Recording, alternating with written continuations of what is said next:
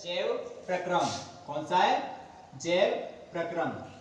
High school का chapter है जैव प्रक्रम, अध्याय 6। ठीक है, चैप्टर है आपका 6, बायोलॉजी वाला सिस्टम है, सब्जेक्ट बायोलॉजी है। ठीक है, साइंस में आपका पहला टॉपिक है इसमें जैव प्रक्रम। अब जैव प्रक्रम, एक चीज का ध्यान रखना है, चाहे कोई सा भी टॉपिक आए, क्योंकि कोई कोई परिभाषा तो उस टॉपिक के अंतर्गत ही छिपी रहती है। अब देखो यहाँ पे जैव मतलब क्या है? जीवों का। क्या है? जीवों का। अब जीव चाहे कोई भी हो, चाहे पेड़ पौधा हो, चाहे इंसान हो, चाहे जानवर हो, जीव कोई भी हो। ठीक है। अब प्रक्रम, प्रक्रम का मतलब होता है उसका सिस्टम, उसका जिंदा मरना रहने का पूरी प्रक्रिया, वो क्या कहलाता है? जैव प्रक्रम कहलाता है। बस ये परिभाषा यही बन गई। ठीक है, आगे चलते हैं। अब क्या परिभाषा दी गई इसकी?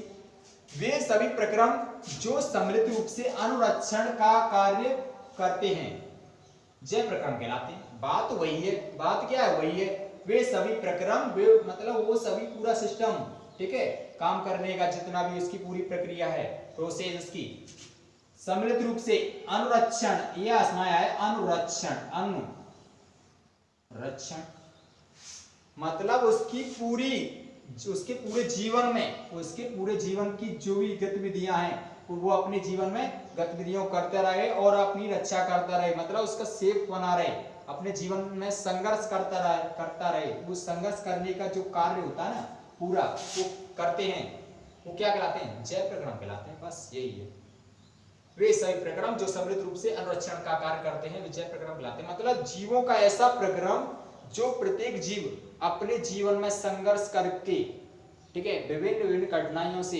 जूझता हुआ लड़े और लास्ट में जिए, ठीक है, वो सभी प्रक्रम क्या कहलाते हैं? जैव प्रक्रम कहलाते हैं। मतलब पूरी जन्म से मृत्यु तक, जन्म से मृत्यु तक पूरा प्रक्रम होता है, वो क्या कहलाता है? जैव प्रक्रम कहलाता है। किसका प्रक्रम? जीवों का। बस इतनी बात, इस चीज का ध्यान रखना है बस, और कुछ नहीं है। आगे है अगला टॉपिक हमारा श्वसन। श्वसन, श्वसन, स्व का मतलब क्या है? अपने या अपना, अपना ही तो है। सन का मतलब सांस लेना, मतलब अपनी सांस लेना। सीधी सी बात ये बन रही है, चाहे कोई भी जीव हो, वो अपनी श्वसन की क्रिया, श्वसन की क्रिया मतलब है सांस लेने की क्रिया करता है, वो क्या कहलाता है? श्वसन क्रिया कहलाती है। ये तो हुई आपकी छोटी सी ट्रिक। अब देखते हैं कैसे क्या है। शरीर के बाहर से, शरीर के बाहर से, शरीर के बाहर से, चाहे कोई भी जीव हो, वो शरीर के बाहर से, शरीर मतलब ये नहीं शरीर में अंदर ही अंदर, शरीर के बाहर से ऑक्सीजन को ग्रहण करना, मतलब ऑक्सीजन ग्रहण करता है ना, मतलब सांस लेता है, ऑक्सीजन ही तो लेता है। मतलब इंसान क्या, कौन सांस लेता है? ऑक्सीजन, ऑक्सीजन ग्रहण करना, ठीक है, तथा कोश की आवश्यकता के अनुसार खाद्य स्रोत के विघटन में उसका उपयोग श्वसन कहलाता है। मतलब कहने का ये है, वो सांस लेकर के, वो जीव सांस लेकर के, अब जीव इसमें इंसान आ रहा है, ये मत समझना कि क्या आ रहा है, पेड़ पौधे आ रहे हैं, ठीक है, क्योंकि पेड़ पौधा वाला सिस्टम भी है, लेकिन यहाँ पे चल रही है हमारी ऑक्सीजन, क्योंकि पेड़ पौधे क्या करते हैं? ऑक्सीजन लेते कब है मालूम है? पेड़ पौधे ऑक्सीजन लेते हैं रात में, ठीक है, पेड़ पौधे ऑक्सीजन लेते हैं रात में, बल्कि दिन में वो क्या करते हैं? छोड़ते हैं, ठीक है। इसलिए यहाँ पे इंसानों के अधिकतर है ऑक्सीजन को ग्रहण करना तथा कोश की आवश्यकता के अनुसार, मतलब उनकी जो भी कोशिकीय कोशिका के अनुसार जितनी कहते हैं ना कैपेसिटी उसकी खाने की, उसका 2 रोटी खाता है 4 रोटी खाता है, उसकी कैपेसिटी के अनुसार, खाने की आवश्यकता के अनुसार खाद्य स्रोत के विघटन, जो भी खाना खाता है उसके विघटन के लिए, उसके पाचन के लिए, सीधी सी बात है, उसका उपयोग करना ही क्या कहलाता है? श्वसन कहलाता है। बस इस चीज का ध्यान रखना है। मतलब चाहे आप कहते ना 1 लीटर दूध ले लो या 2 लीटर दूध ले लो, अब दूध तो ले लिया आपने, उसको पचाओगे तो सही, उसको उस शरीर में उसकी पाचन क्रिया आपके अंदर कैपेसिटी है कि नहीं उसको पचाने की, बस वही वाली बात है। इसमें क्या है? शरीर के बाहर से क्या लिया रही है? ऑक्सीजन। अब ऑक्सीजन कितनी लिया रही है? जितनी आपकी लिमिट है, ठीक है, जितनी आपकी लिमिट है। अब लिमिट के अनुसार ऑक्सीजन ले लोगे तो क्या होगा? ऑक्सीजन ले लोगे तो उसका सदुपयोग भी करना है, सदुपयोग करोगे तो क्या है? उसका अपनी विभिन्न क्रिया को सुचारू रूप से चालू होंगी, सुचारू रूप से चालू होंगी तो वो क्या क्रिया क्या कहलाती है? वही तो श्वसन कहलाती है और कुछ नहीं है। बस आगे एक और सेल टाइप मैंने परिभाषा बनाई है, ये प्रत्येक जीव द्वारा ऑक्सीजन ग्रहण करना तथा उसका उपयोग होने के बाद कार्बन डाइऑक्साइड बाहर निकालना, वो क्या कहलाता है? श्वसन कहलाता है। मतलब ये दी गई है जीव की, ठीक है, जीव की इसी के टाइप में। अगर पेड़ पौधों में कोई बोलता है जीव, जीव में तो सभी आते हैं, पेड़ पौधे भी तो आते हैं, कहते हैं ना। मैंने आपको पहले ही शायद बता दिया होगा या नहीं बताया तो देख लो। जीव कहते हैं ना, जीव जंतु। अब जीव में तो क्या होते हैं? जीव में तो सभी आते हैं। एक चीज याद रखना, जीव जैसे कहते हैं ना जीव विज्ञान, ठीक है, जीव विज्ञान और जंतु विज्ञान। अब जीव विज्ञान और जंतु विज्ञान में क्या अंतर है? यही तो मुख्य अंतर है। इसमें क्या होते हैं, जीव में तो सारे जीव आते हैं, चाहे पेड़ पौधा हो चाहे कोई भी हो। जंतु और वनस्पति इसमें दोनों आते हैं, जंतु प्लस वनस्पति, ठीक है। और इसमें क्या आते हैं? जंतु जंतु, मतलब जैसे भेड़ बकरी हो चाहे इंसान हो, ये सारे आएंगे, इसमें जंतु आएंगे, सीधी सी बात ये है। और इसमें क्या है? जंतु वनस्पति दोनों चीजें आती हैं। तो आज के युग में, मतलब आज के जो नई एनसीईआरटी किताब आ रही है उसमें जीव विज्ञान एक ही आ रही है। पहले चलती थी जंतु विज्ञान और वनस्पति विज्ञान, ये इसी की शाखाएं थी, ठीक है, जंतु विज्ञान और वनस्पति विज्ञान। अब जंतु विज्ञान क्या है? जूलॉजी, ये क्या है? बॉटनी, ठीक है तो एक चीज। कहते हैं ना बायोलॉजी, बायोलॉजी का मतलब क्या है? जीव विज्ञान है। कभी भी कोई पूछता है बायोलॉजी किसे कहते हैं? जीव विज्ञान होती है। ये मत बोल देना जंतु विज्ञान होती है, जंतु विज्ञान तो जूलॉजी होती है।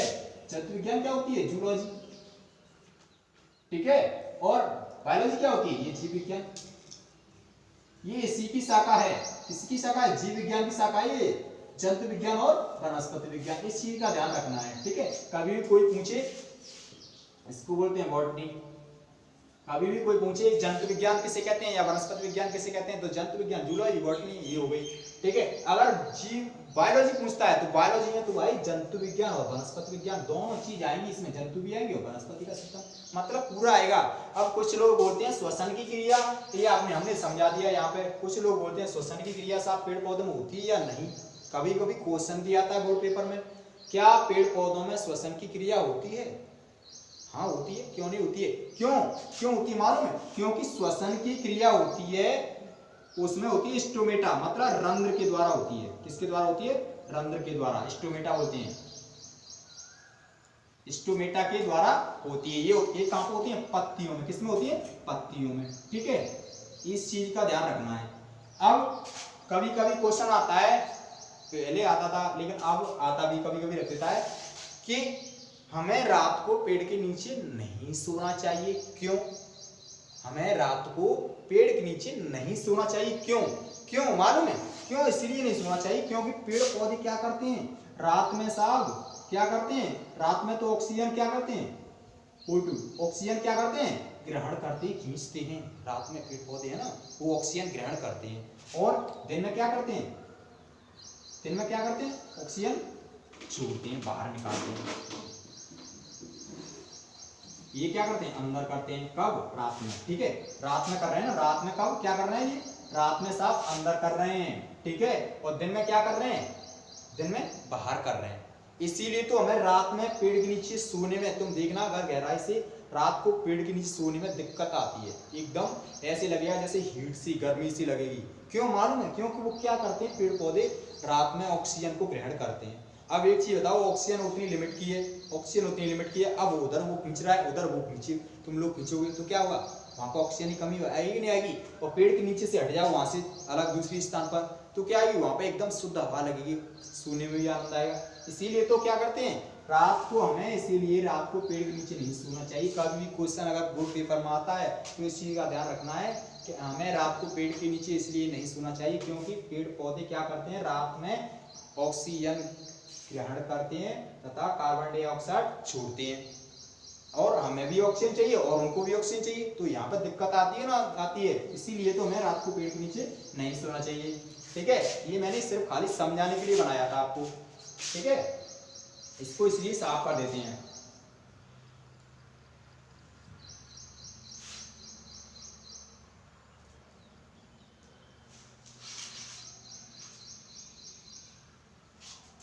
आगे अगला टॉपिक है हमारा पोषण। पोषण क्या होता है? पोषण तुमने कभी कभी सुना होगा, पोषण पोषित करना, पोषित मतलब खाना पीना, पोषित करना कहते हैं ना। गांव में कभी कभी सुना है, उसने तो खा लिया होगा, उसने खा पी लिया होगा, उसको खा पी के फ्री हो गया होगा, वो तो पोषित हो गया होगा, मतलब खा पी के फ्री हो गया मतलब भोजन कर लिया होगा उसने। तो क्या है, पोषण की क्रिया वही तो है बस, ये शॉर्ट ट्रिक है इसकी। अब ये देखना है इसमें क्या है, वही वाली बात आएगी सब इसमें, देखो सब घुमा फिरा के रखी है। सभी जीवधारियों को जीवित रहने के लिए ऊर्जा की आवश्यकता होती है, वो तो ऊर्जा तो है ही, ऊर्जा की आवश्यकता होती है। यह ऊर्जा कहाँ से मिलती है, यह ऊर्जा उन्हें भोज्य पदार्थों मतलब कहने का ये है, किससे मिलती है, भोजन, किससे मिलती है, भोजन से, भोजन से ग्रहण होती है, किससे मिलती है, भोजन से ग्रहण होती है। अतः भोज्य पदार्थों को, किसको, भोज्य पदार्थों मतलब भोजन को ग्रहण करने की प्रक्रिया ही क्या कहलाती है, पोषण कहलाती है। साहब कुछ नहीं है इसमें, वही है खाने पीने की जो क्रिया है ना, प्रक्रिया है, पूरी प्रोसेस, वो क्या कहलाती है, पोषण कहलाती है। साहब ये है बस, और कुछ नहीं है, ठीक है, क्या कहलाती है, पोषण। इस चीज का ध्यान रखना है, मैंने ये खाली समझाने के लिए बीच बीच में ये रखे हैं, ठीक है, ये खाली आपको समझाने के लिए बताएं, बाकी का आप कॉपी में अपना ही नोट करना, ठीक है, ये खाली मैंने आपको समझाने के लिए ही बनाया है।